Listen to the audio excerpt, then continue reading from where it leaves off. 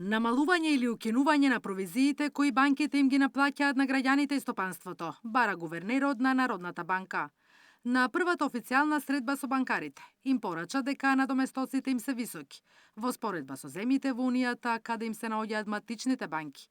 Затоа Славенски побара намалување на провизиите за одржување платежна сметка за фирмите, укинување на надоместокот за одржување електронско банкарство, како и за вадење готовина од туѓи банкомати.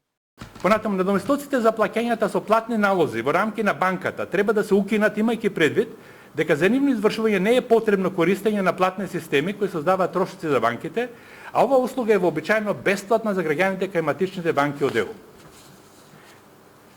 Понатаму, надоместоците за меѓубанкарски плаќања во домашна валута кои се извршуваат преку платните системи КИПС, кредитскиот интербанкарски систем, кој што кај нас е приватна компанија во собственост на банките, и МИПС, кој што е во меѓубанкарски платен систем во рамките на Народна банка на Република Македонија за поголеми износи на плаќања, значи тие надоместоци треба значително да се намалат. Од банките му порачаат дека имаат високи трошоци и секоја сама одлучува дали и колку ќе намали одредена провизија.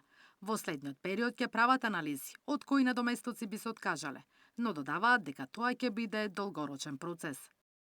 Меѓу другото, затоа што би морале за секое поединечно намалување, колку и да имаме желба да го намалиме, да видиме кои ни се трошоците од другата страна. Сите знаеме дека ние имаме сериозни расходи во Македонија за кадрот во IT индустријата, сериозни расходи во делот на картичното работење кон странските провајдери. Гувернерот пак им порача дека платежните услуги се јавно добро и секој треба да има пристап до нив.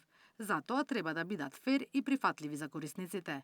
Ако доброволно не ги намалат, наесен ќе се бара правна рамка, како задолжително да го сторат тоа. Ќе бидат регулирани уште можеби од есен и цените на платежните услуги. Инаку, според последните податоци за 2024 година, од вкупните нето приходи 18% се токму од надоместоци, сума која е значително повисока во споредба со другите сектори. Наташа Мерсовска, Сител телевизија.